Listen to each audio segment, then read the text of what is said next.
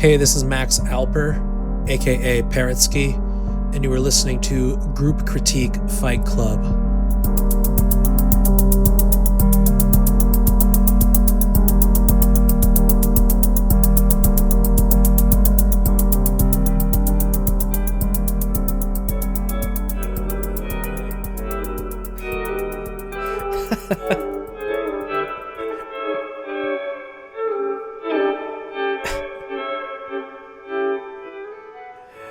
Oh man, yeah, this is Hillbilly Elegy.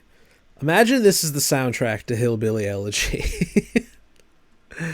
This is Henry Flint, Hillbilly Tape music, not Hillbilly Elegy. Hillbilly Elegy music by Henry Vance. That's right. Well, J.D. Vance isn't his name either, so he might as well be fucking Henry Vance. Oh man, imagine the life he could have lived if he discovered experimental post-Fluxus hillbilly inspired minimalism of the 1960s. Life-changing for anyone who encounters this type of work. What's up, everybody? It's Critique. It's in a group, and we fighting. GCFC, Monday Night Raw, Olympics edition. Everybody needs to do whatever it is that skiing and then shooting and then skiing some more and then shooting, whatever that's called, that's now intrinsically a part of this for the next 2 weeks or 3 weeks or whatever. In fucking Milano Cortina. Hope everyone's doing well. We got ourselves some tracks today. We have our monthly project due in, now? What is it? Fucking 3 weeks? 3 weeks from now? 2 weeks. Right? 2 weeks? Yeah. 2 weeks from now. Get yourself assigned a partner if you haven't already. We got Raven Chacon coming in. Yeah, it's in 2 weeks. It's in 2 weeks. So yes, that will be happening in 2 weeks. We got Raven Chacon coming in, guest facilitating the critiques. Really looking forward. We got a lot of people participating in that. It's going to be a doozy. Like I said, I don't know how much critique we're actually going to be able to get to. It's going to be a lot of listening, which, will be fun.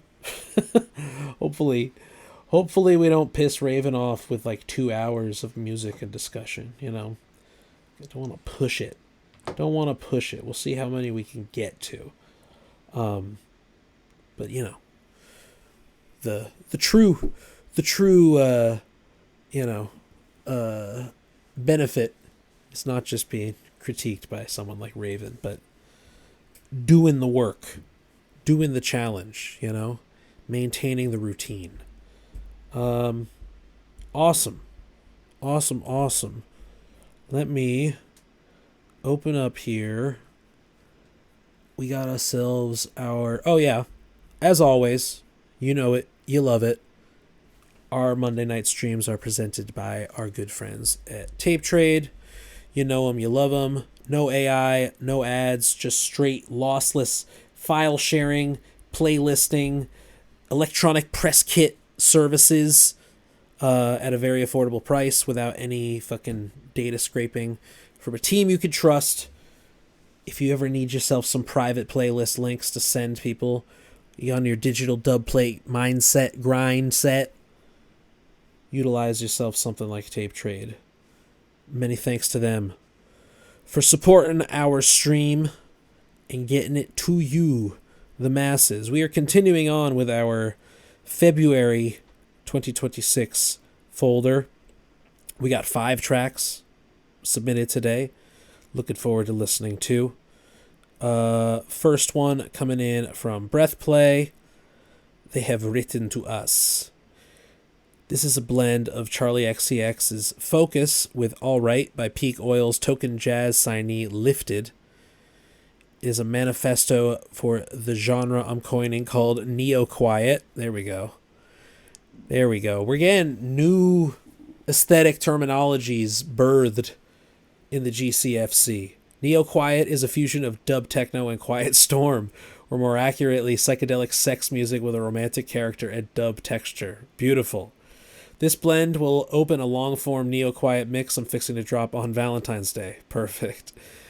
My current dilemma is whether to stitch the mix together in Ableton out of recordings like this, or rehearse it and record it as a single take.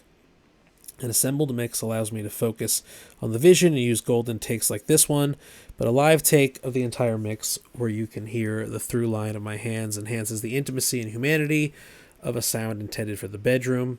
I would like to hear opinions on this dilemma. I would say, in theory, I would go with the individual takes pieced together as a formal fixed media work, a tape piece of sorts in the DAW. But I understand the conundrum. Well, let's listen to it first, and we'll discuss more. Figure A.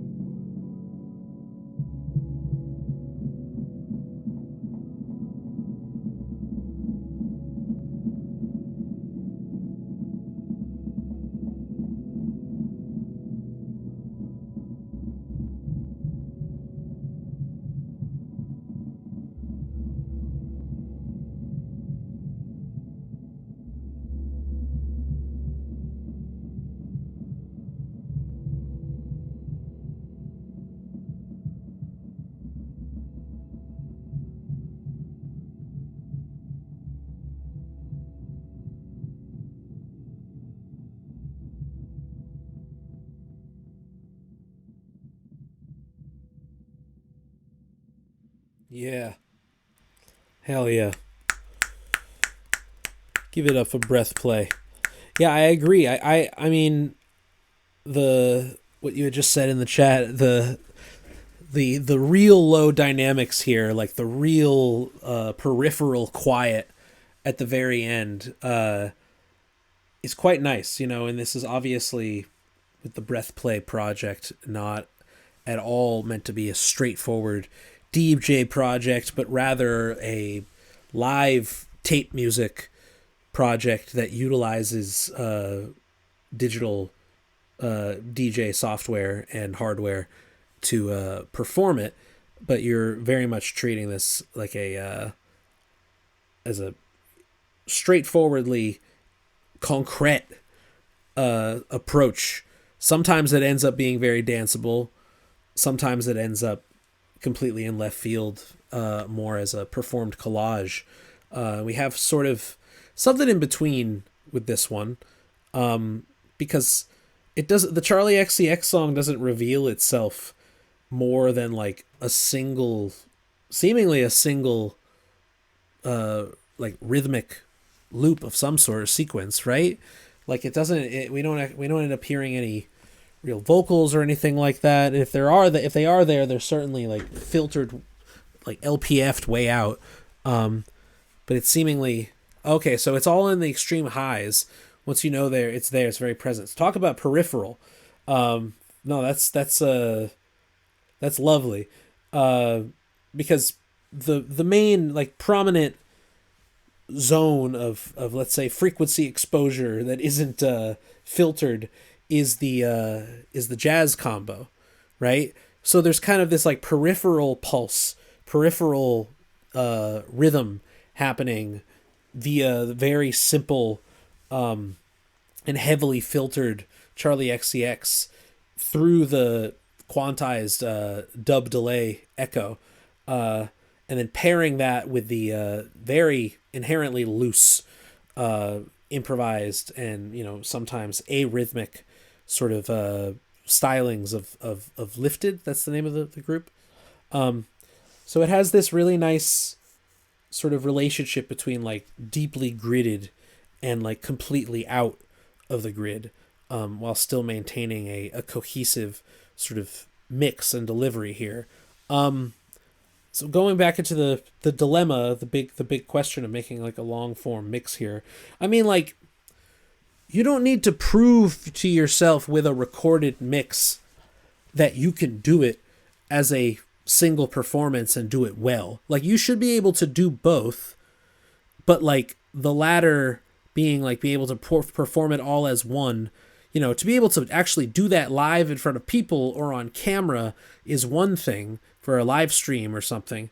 But like for the sake of like publishing a mix that you have the ability to refine to your full extent. I mean, like, I'm no purist here. Like, I think it's totally okay to break it into sections, or one-offs in this case, because this alone, like you said, like is quite nice, and these are dubs. Like these are technically remixes, but they're really like recompositions that you're doing here.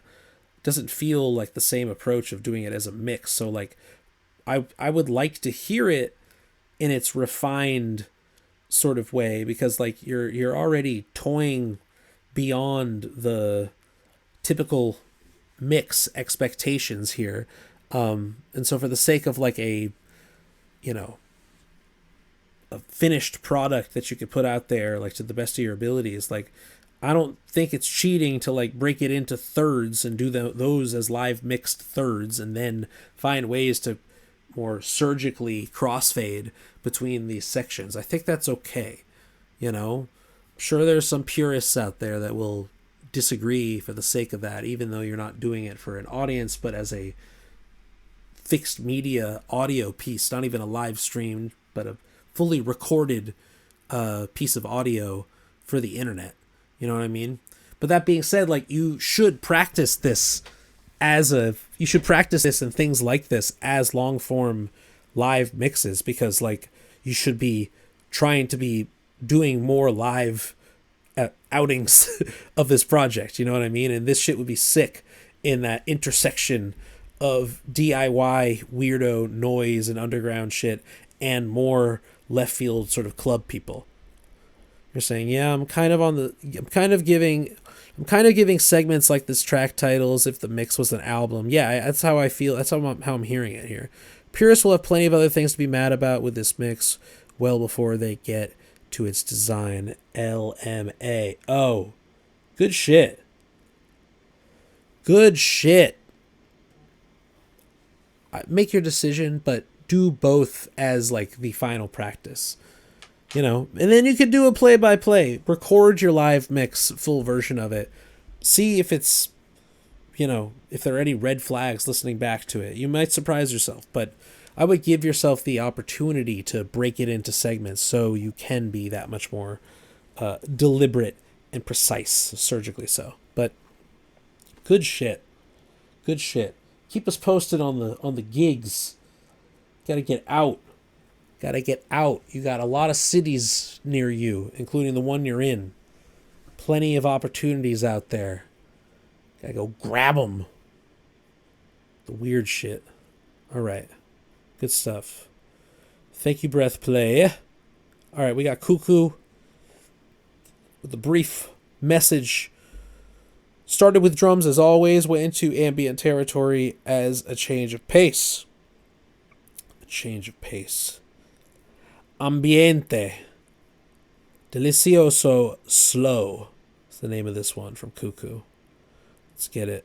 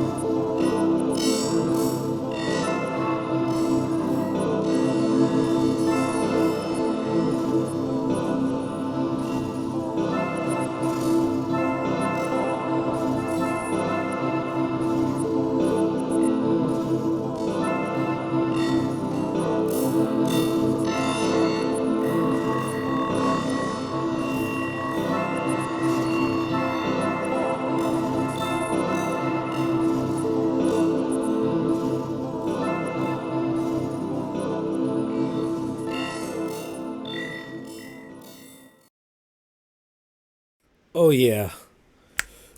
Kuku with the banger. Kuku with the ambient pulse. You know? We're living, I mean, this is a peak oil. This is a peak oil episode. Shout outs to Shout outs to Peak Oil. The fucking Brian Foote, the mastermind behind that label, cultivating a sound that I'm associating with a lot of things, including what Breathplay's spun before. But this is straight out of there. This is straight out of there. Loving the origins of this, as you just wrote. Started out as a sketch on the Ableton Note app. Yeah, shout outs to working on projects on your phone and tablets, you know, when you're on a commute or sitting in bed, falling asleep. You know, I am all for the mobile technology for even this idea of sketching it like Kuku did here. But, you know, I use an iPad in my live set. I very much enjoy the ability to finger paint a gesture rather than have to twiddle a knob or bring another controller and a laptop or something like that. I really enjoyed this sort of study of pulse and atmosphere, you know, because it really is this like contrast of pad, deeply polyphonic, you know, textural clouded synth polyphony going on, long tones on that side, and then this just like spurts of rhythm on a, you know, not superimposing, like it works within the ambient category on the more like ambient club side of things, you know. Pure Link being the hot shit right now. Big fan of Pure Link out on Peak Oil, but you know, speaking of Ableton, you know, that's literally the name of the project is based off of using Ableton Link to jam between 3 laptops. That's what they are. They're a jam band, you know, but jamming's fun. This totally is bringing me to Pure Link territory. Yeah, we should have, I will pitch it to Brian. I will tell him to watch this stream after the fact. Why isn't he watching it right now? I'll send it to him. And I'll say, you gotta go scout. You gotta go scout on the stream, dog. You gotta send your sharks to sign all of you to 360 deals. Exploitative 360 deals for all of you. No, I enjoy the fullness of this, even if it's not necessarily mixed, or I don't know, channel stripped. It's certainly produced, you know. Now we have to dirty it up, as I always say, you know. Add some fucking saturation and excitation on that master bus. Get a fucking what's it called? What's the thing called? Gold clip. The gold clip plugin to throw on the master bus. Fucking send this through a valve amplifier. Made in an hour today. Been busy for sure. Well, there you go. The next step. Throw some fat saturation on the master bus of this. Let me just feel a little bit more like a little more growl in the subs. Dirty it up. Good shit. Thorough music here. Thorough music. Thoughtful. Man, y'all got some good stuff. I am very much enjoying this today so far. All right. Thank you, Kuku. We got Jesse up. They put in some more work into the draft I shared in yesterday's Fight Club. Yes. We got a twofer, 2 days in a row. I did some more automation on voices, so it's a bit more of a chiseled stone. If you know, you know. I don't know if I know. Though I focused more on EQ rather than volume. Also added a 4/4 beat based on suggestion. Adds an extra stomp. All right. Alpha Boom. Version 2.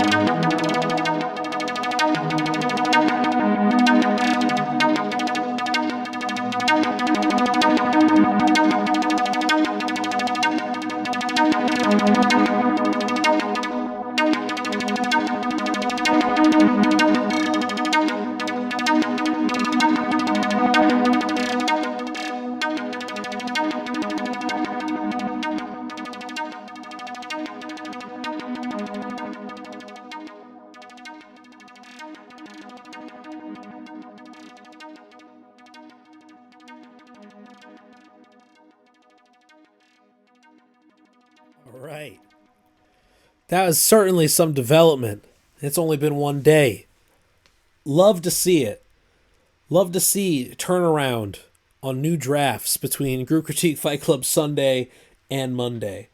That's some productivity, y'all. Give it up for Jesse.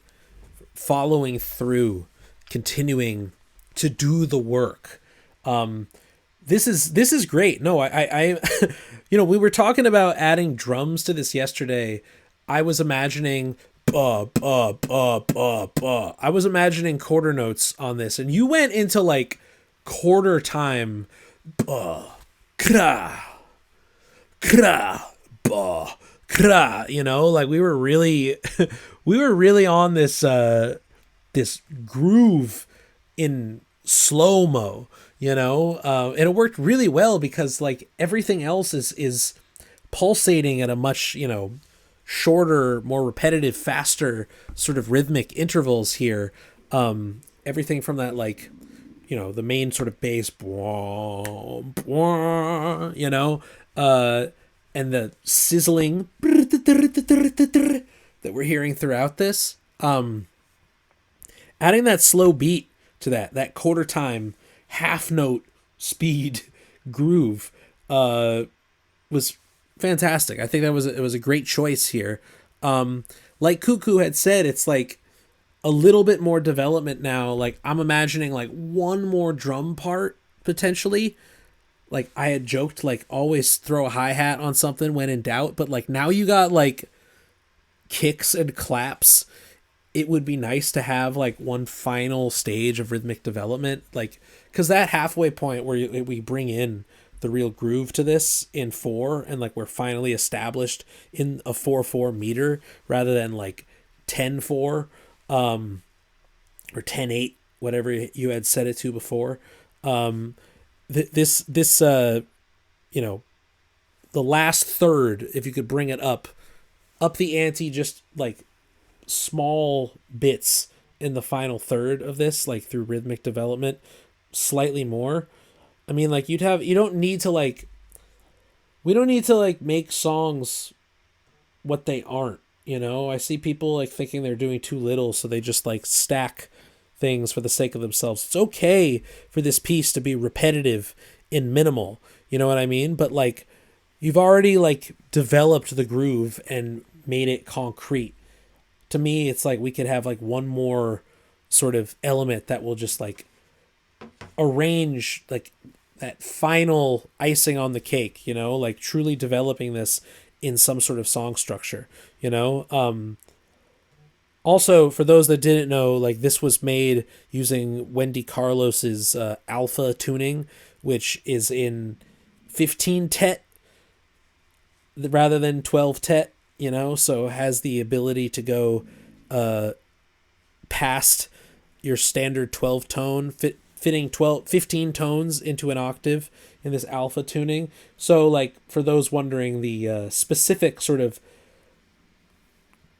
collision, interesting sort of timbre that you're hearing between certain intervals, especially in the bass, we could really hear that in the bass.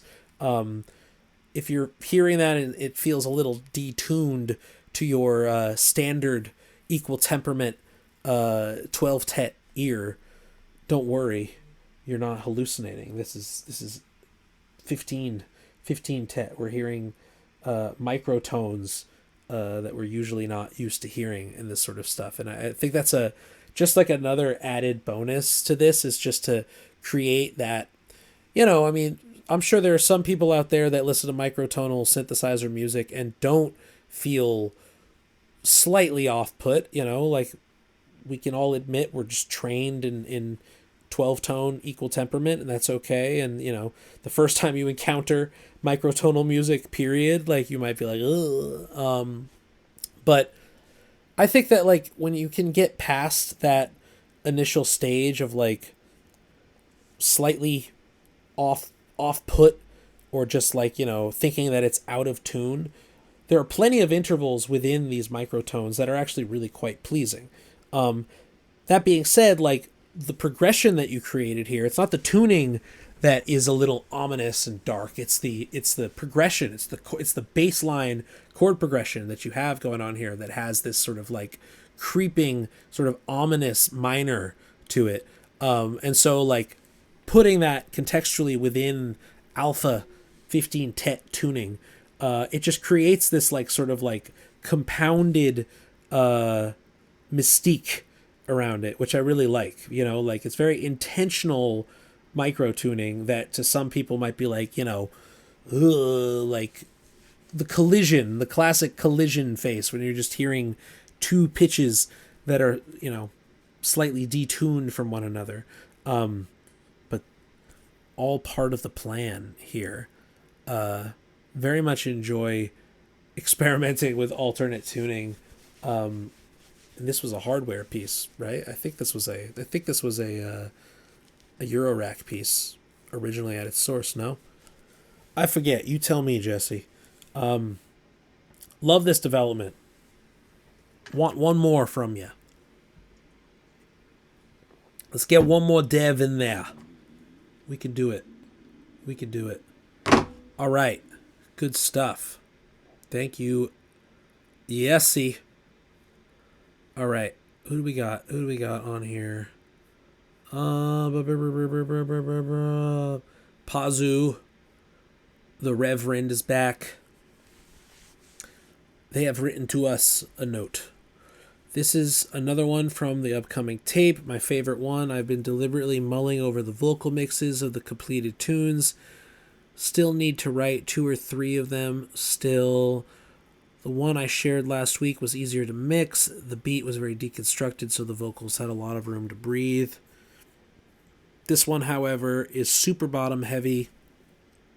There's a part where the limiter totally crushes one of the bars as the bass comes in. Still need to fix that. Vocals sound good. Vocal volume sounds good here, but I wonder if it is loud, audible enough. I am wary of pushing the volume because I frequently run into a problem where the mix is too busy and vocals get pushed too loud to compensate. This beat is also just bass and clap and hat and ambient loop from a friend. Very simple. The upcoming tape is called Eyes of the Basilisk. It is a Rococo! Rococo! It is a commentary on AI and posthumanism, although not explicitly so. It contains a lot of computer references and writes from the perspective of attempts at being human in a post-human world. Post-human world, that sounds like a fucking venture capitalist wet dream. You know, just me and the robots, me and Rococo. Love that. And I know you, Pazu, are tapped in to the discourse as a technologist, and not just a music technologist, but a web technologist, a dev. Hacker voice, I'm in. All right, here we go. Pazu, both of the feet.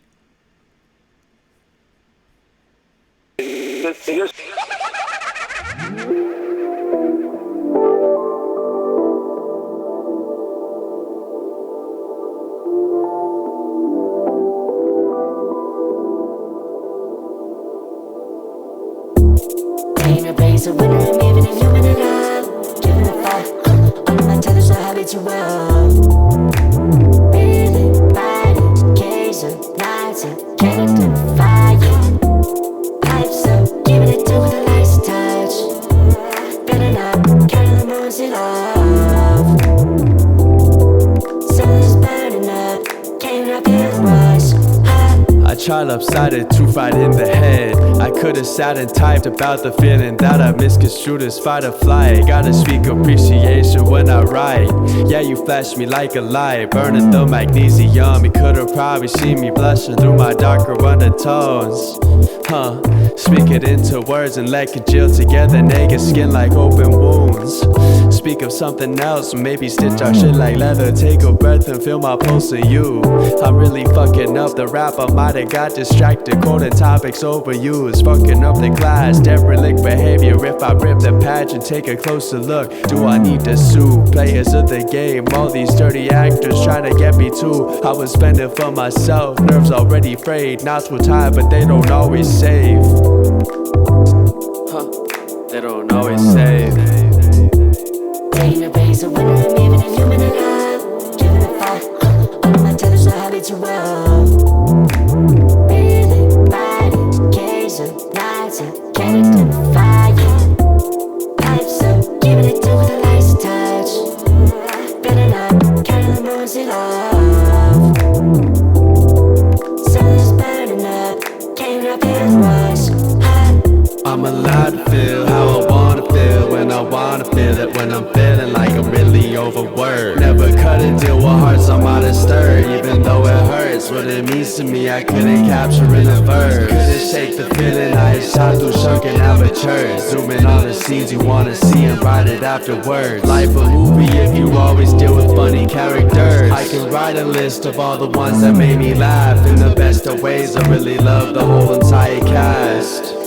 Wrap it up and answer what it's worth. Take a breath before I go ahead and make the story worse. I was trying to find the reason that I started on this path. Probably in remembrance of the fun adventures that we had. But I can't deny the fact that I was never looking back. And I can't deny that I had cut the cable when it snapped. And I feel the sting, but now we got the freedom to relax. Taking a break, so when I'm even a human alive. Giving a fuck, all of my tethers are habitual. Breathing, biting, case of nights and can't identify you. Pipes up, giving it to with a nice touch. Burning up, counting the moons in love. Sun is burning up, can't I feel the rush. Hot.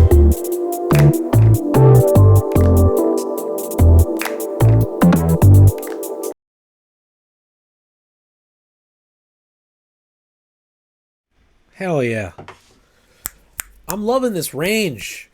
I know you're describing this as as blown out, which, you know, there's certainly a rawness to this. There's definitely distortion, but I mean, like, this is not compared to some of your other stuff, it's much quieter. You know what I mean? Like this was quite nice. I mean, I think that, like, your timbre, your voice as a mix engineer and producer, even though this isn't your beat, but I mean, like, the final mix of this, like the rawness of this, I think is, like, very just saturated by default. You know, I think, and that's okay. Like Breathplay said, I think it's okay that the diction is a little muffled here. Like, I think that's, like, you know, what the aesthetic of low fidelity is here. Like, the rawness is perfectly appropriate, you know? Very much enjoy the toying with melody as well. I don't know if we've heard much singing from you with this, but I mean, like, you're doing it all, you know? I could see you taking this even a step further in the vocal mix, you know, like, why shy away from it, especially on, like, the, you know, I mean, if we're thinking about this dynamically, it all is kind of one zone, you know, and I mean, that was like your beat, your production on this, but, like, the ad libs can get even more. I enjoy hearing the octave on that, but I mean, like, we can get even more psychedelic. We can have it, you know, lay into the verb, lay into more distortion potentially here. I don't think this is a poor mix, though. You know, I think it's, like, pretty strong, just as the, like, one of the chill tracks on the tape. What are the dynamics like for the rest of this? Oh, you did make this beat, just the ambient loop was not yours. Got you. Well, I mean, like, that's, the simplicity of that is nice, you know? I mean, like, that's what even more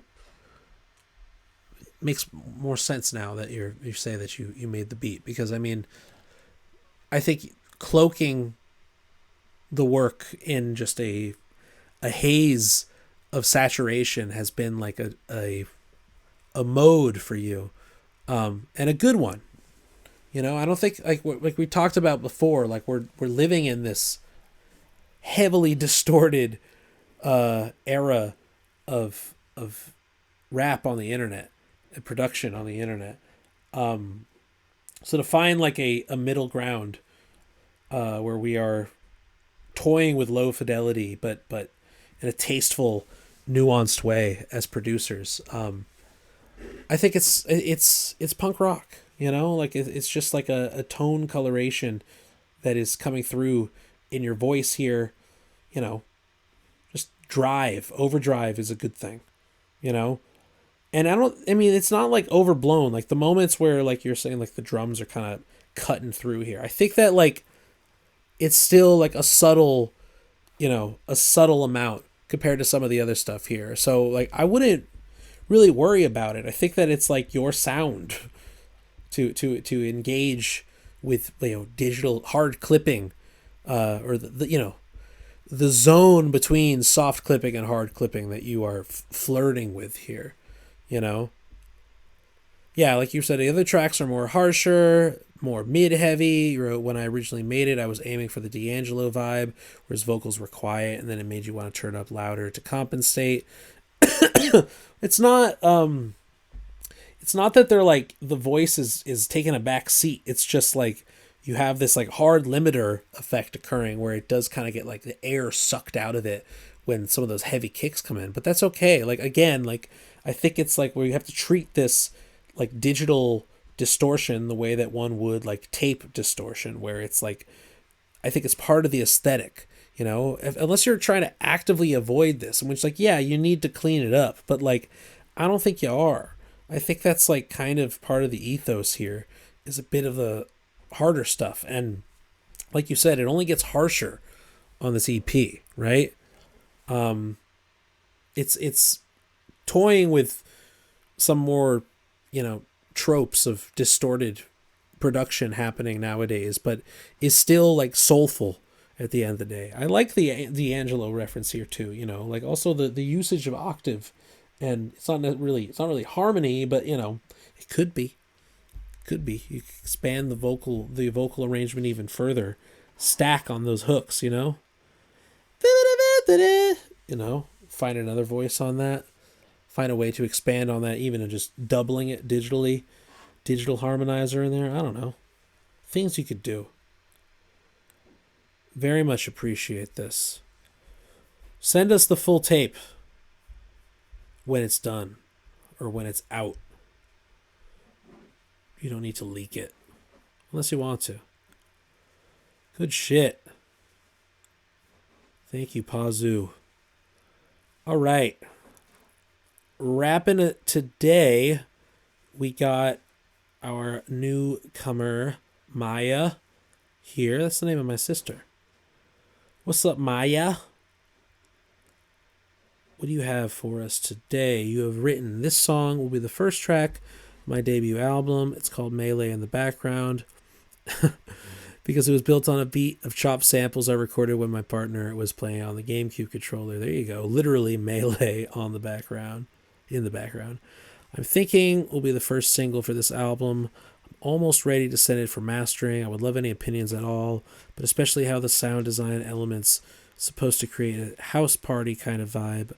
Overall mix, like how the controller beat is sounding layered over the live drums, and how the main vocals are feeling. My goal is lyrics are legible in some moments, but not too loud, and leaving the fuzzy overall vibe. Bonus question, what genre is this song, if you had to be more specific than just pop music? All good questions and things to listen out for. All right. He also wrote in the chat, I play with automating the hat somehow, maybe an LFO velocity. Okay, cool. Okay. Melee in the background. You're talking to Kuku. You're talking to Pazu right now. I'll let y'all chat while we listen to Melee in the background. Let's go.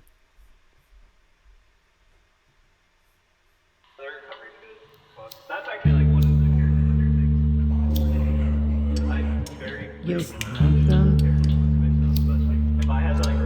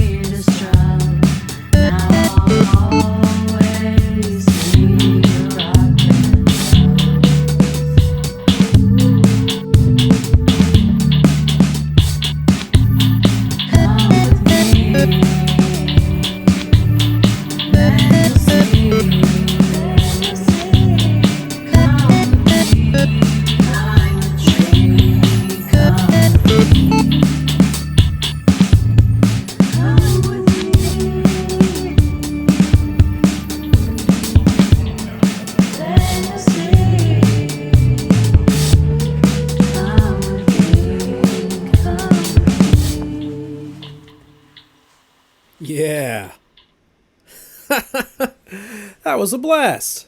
That was lovely, Maya. We haven't, always have no idea what things are going to sound like when someone submits their work for the first time here. And, it's been a minute since we had like a sort of full indie rock, indie pop sort of thing. And then, to answer the question, I don't know what genre we call this in. I mean, like, there's an almost almost slow core, but it's not very slow. That's the thing. But it has this sort of, when I mean like indie rock and its origin point of like, and like low fidelity, like lo-fi in the indie rock sort of category of this, the home recording, the coziness, and the talk about like a tasteful bit of saturation, a little bit of fuzz, a little bit of haze, like you said on this, like it's not meant to sound like this crystal clean, big studio production here. It's quite intimate. And it has this, just a little bit of saturation on this, just a little bit of hiss and things like that. It works really well. Going off of what Pazu said in the chat, I agree that the one thing that sort of stands out in the mix as sort of one of these things is not like the other, like slightly out of place in the mix as far as blending it with this sort of saturated warmth, is the little chip tune, beep burp burp. Plenty of things we could do about that, but I think that what they had written in the chat about a light delay on that kind of, or better yet, like a reamp sort of sound, like sending it through like a spring reverb sort of amp sound or something like that, I think would really make it that much more like part of the band, let's say. You know what I mean? Like I think that like it's the one thing that's sticking out as like just a bit too dry in what's otherwise like a pretty saturated and wet sort of mix. I think vocals are at a nice level. We're really getting the whole lyrical legibility here, but not like full in your face pop production when it comes to the levels of that. Like, it's tastefully restrained here. Now, if you're worried that that's like not enough for, if lyrical legibility is the priority here and not necessarily an aesthetic choice of restraining yourself all the way, then you could benefit from like 3 dB more in the vocals. Some of the choir moments I think relate more to your delivery being a bit more hushed. That's okay. I don't see that as an inherent problem here, but like, I mean, I think I got all of your lyrics here. I wasn't writing them down, but I mean, like, I think I heard pretty much everything here. But if you have doubts, like, should always go with the gut when it comes to that. But I'm not saying by a lot, like 2 or 3 dB, or even yet like some sort of like in the usage of compression, like creating a threshold that will just raise your the limiter threshold or something like that by 2 or 3 dB, just so that the quietest moments might be a little bit more matched with the louder moments as far as decibel output goes. But that's like this is a utilitarian thought process here, because like, if you want straightforward lyricism, legibility, like, we should put the lead vocals, do not shy away from making it the loudest thing in the room, right? But like, aesthetically speaking, like, I'm feeling the restraint here. Like you said, like little house party vibes. Like, it's just kind of like, it feels live, and there's like a bit more restraint in the mix, a bit more quiet than you'd normally expect, but it feels live in that way. Like, there's imperfection as an aesthetic choice serves the sound, in my opinion. It wouldn't take it away from that to like boost the vocals a little bit, but I see where it sounds right now. I think I mean it works for me blended aesthetically. But again, like, if you want lyrical legibility as the main priority, which is totally understandable, you could benefit from finding a way to slightly nudge. And I think that compression would be the better choice rather than just raising the levels, because the louder moments don't need to really get louder. Maybe the quieter moments could be boosted a little bit. I think lo-fi indie rock is exactly the thing. At least that's what my own influences are. Totally, and I can hear that. I think it's wonderful. You know, as someone in their mid-30s, this is like feels very, pointed, and I understand exactly what I'm saying aesthetically when I say like lo-fi indie rock. It's bringing me to the late 2000s and 2010s in a very good way. Tascam tinted. I don't know if you had recorded with any real analog tape involved in anything like that, but you do a good job of emulating that, if not. But yeah, big thing was the only red flag was just the chiptune synthesis. Just finding a way to like make that a little bit more intentionally. Okay, so it's all Euro with. Oh no, I'm sorry, I was reading the wrong thing. But find a way to just blend lo-fi a bit more, the sort of speaker output of the chiptune synth. I think a digital reamp of some sort would be really nice here. But this is very, very nice. Right? I'm happy you heard some of the lyrics. I think compressing a tiny bit sounds very smart. I want it to be as legible as it can without sacrificing that vibe. Yeah. So a slight nudge in compression. That way it's not going to necessarily affect everything. It's only going to affect the quietest moments if you just raise that threshold a little bit there. Otherwise, I think that chiptune is a bit off key. No, I think that's just kind of like maybe it's not necessarily like perfect. Maybe it's the waveform itself has a bit of a detune in the hertz, in the fine tuning of that, but it's not a distraction. It kind of adds to the the sound design of a video game, kind of warbly imperfect circuit of an NES or some old school chiptune, Game Boy or something like that, where the battery's dying and it starts to kind of have that. I am just imagining it like that, like a dying Game Boy. Sick. Awesome. Well, thank you for submitting that. I'm glad you were able to get in the chat a little bit, Maya, and talk a bit more. This is really, really good stuff. Appreciate you coming through your first time in Group Critique Fight Club. And always a pleasure hearing from some returning faves. Fantastic stuff. Fantastic stuff for a Monday evening. Chilling with everybody here. Lovely, lovely work from everyone. Always a pleasure. Unironically, some of my favorite stuff every month. Just hearing what y'all come up with and the privilege it is to be brought in on the ground floor on Works in Progress. Can't be overstated. This type of shit is important, Giving each other feedback. Some holistic critique going on in here. If you get out of line, you're getting banned. But we keep it light. We keep it fun. Good stuff from everyone. Once again, shout outs to our presenters, our sponsors for our Monday nights. Tape Trade, tapetrade.io. Go check them out.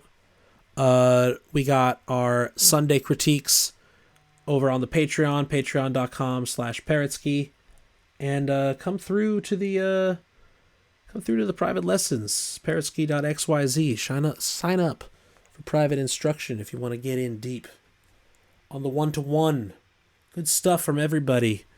Very much looking forward to seeing what comes next, hearing what comes next. Remember to get in on the monthly project, due in 2 weeks. Looking forward to that one as well. And hope you all have a wonderful week. Keep listening. Listen deliberately. Listen critically. Oh yeah, go listen to Critical Listening. The other pod. The sister pod. Hell yeah. Good stuff, everybody. And I will see y'all next week. Bye-bye.